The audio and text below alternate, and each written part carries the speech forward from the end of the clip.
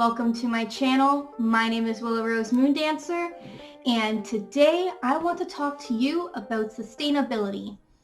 Sustainability doesn't have to be a Wicca topic per se, but I think that it really lends itself well to Wiccan beliefs.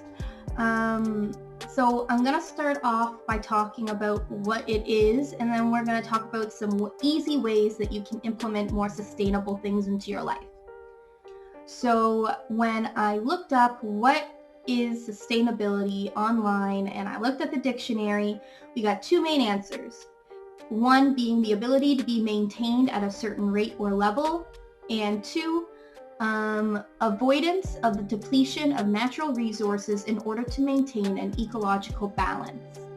And I think a lot of people focus on that second definition when talking about sustainability in an environment way. But I also think that the first definition is also really important, because whatever changes you are making to your lifestyle are when it comes to sustainability, it also needs to be something that you yourself can actually sustain and can keep doing. So you need to be making sure that it's in your, budget, or that it's in your time capacity. Like, some things are going to cause you to need to invest more time into doing things. And there's going to be more pricey purchases at the beginning, but that balance themselves out at the end because you're not constantly buying things. But yeah, so those are things to keep in mind on what sustainability is. So let's talk about ways that we can be more sustainable without having to put in too much effort. I have 7 main things here, and let's get started. So the first subject of things is to reduce the amount of electricity you are consuming. So some ways that you can do this are to turn off your lights, your heat, your AC, anything like that when you are not in the room. You can also be changing your light bulbs to more eco-friendly bulbs.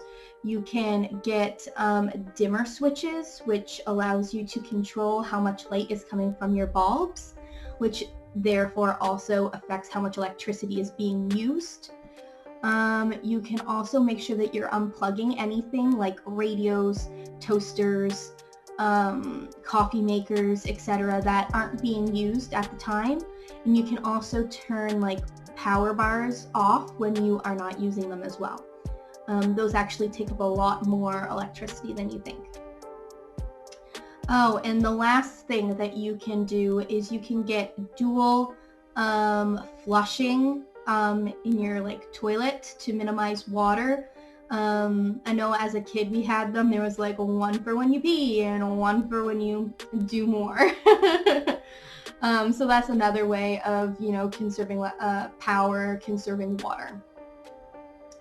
The second subject of things is food and beverages. So as we all know, we should be using reusable water bottles and straws. You can buy more naked food, so you can be going to Bulk Barn or the bulk section of your grocery store and getting things that aren't pre-packaged. There's I don't know if where has Bulk Barn, but I know that where I live we have Bulk Barn, and it is a great resource.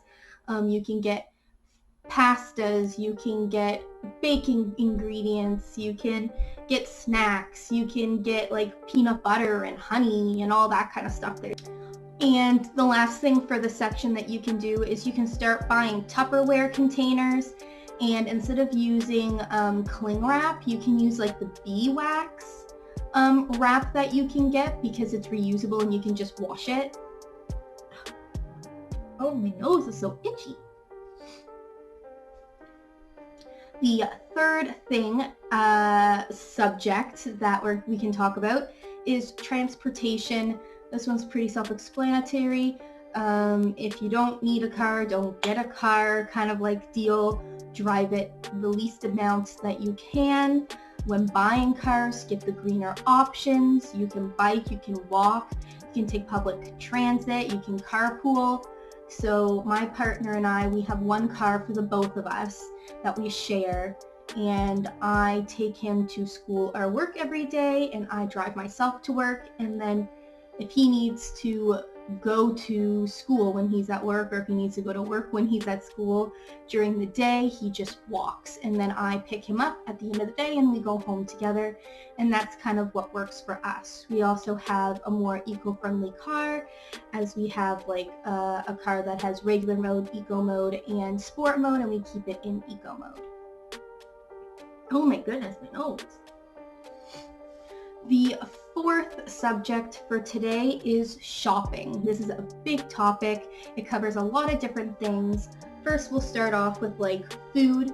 So you can be going to farmers markets for weekly pickups, like vegetables, and a lot of farmers markets will have like little meat shops and all that kind of stuff. You can also be gardening if it's, warm enough where you are. You could be going to local businesses that have less packaging. So I know that we have a meat market here where I live, and we like to support them every now and again. Obviously, we should be using reusable bags instead of plastic ones. Something to consider is fast fashion versus slow fashion. So we're moving more into the clothing shopping now. Fast fashion is like going to the mall and shopping there, where like you have H&M and American Apparel and all those different stores where there's like a bunch of the same shirt in a bunch of different sizes, and you just go and you pick it and you get it. Whereas with slow fashion or sustainable fashion, it's more like I find that they're mostly online, although I'm sure that there are some like in-person sustainable stores. I know we have some girls here locally who have like a little shop on Instagram that you can get clothes from, and it's like handmade clothes by an actual person. So they're slower to produce, but they're using more sustainable fabrics and all that good stuff. They tend to be a lot more expensive than fast fashion clothes, as fast fashion clothes are not really meant to last very long. They're just meant to get out fast and cheap. Whereas slow fashion is going to be a lot more expensive. It isn't something that I've been able to afford to do personally, but it's something that I would love to do in the future. But something that I do instead is I secondhand shop. So I very rarely buy anything brand new. I almost always go to like Value Village or a Louis or somewhere that is secondhand, and I get my clothes that way, which is a little bit more sustainable than just buying brand new. The fifth subject is billing. This one's quite short. Just make sure that any bank statements, any like phone bills, electric bills, yada yada yada, that those are being sent to you through like electronically, so by email. And also you can request not to receive flyers or coupons and stuff like that, because you can get all those things online as well.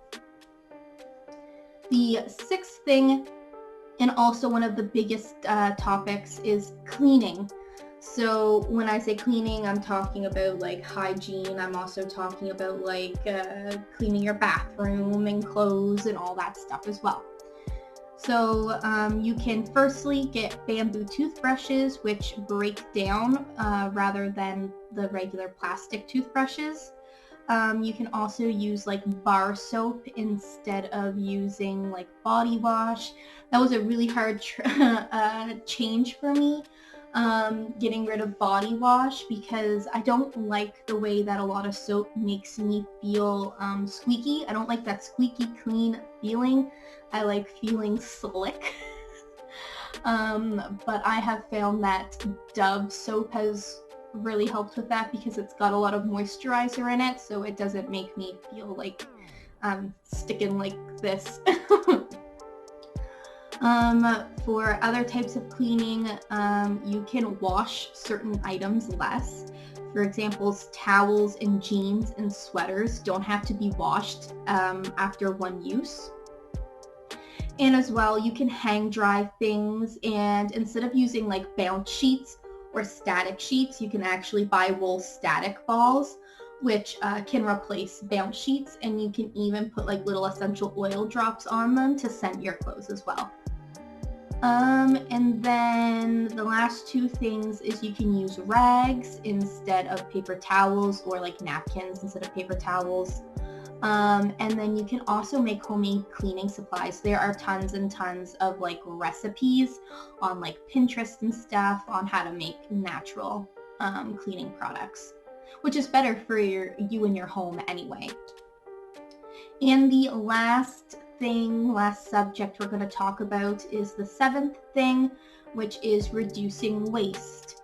So we kind of touched on that a bit when we were talking about shopping, and I guess it kind of touches on it in most of these things. Is the biggest thing is to reduce waste.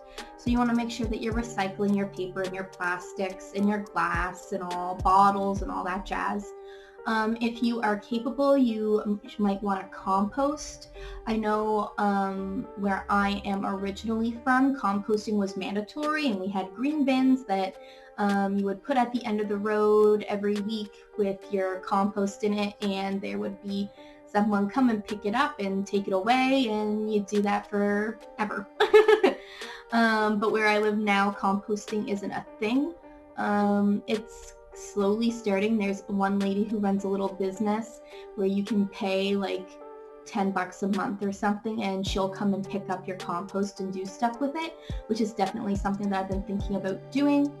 As well, minimal packaging. So when you're getting your groceries and all that, make sure that you're getting things that have the least amount of packaging as possible.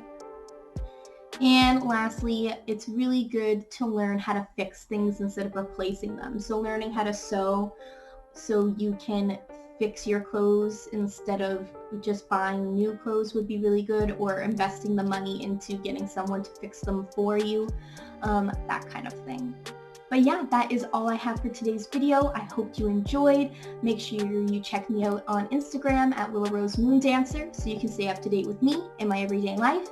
Don't forget to leave a like down below if you like videos like this one. And lastly, don't forget to subscribe because I make videos every Tuesday, Thursday, and Sunday. And until next time, blessed be.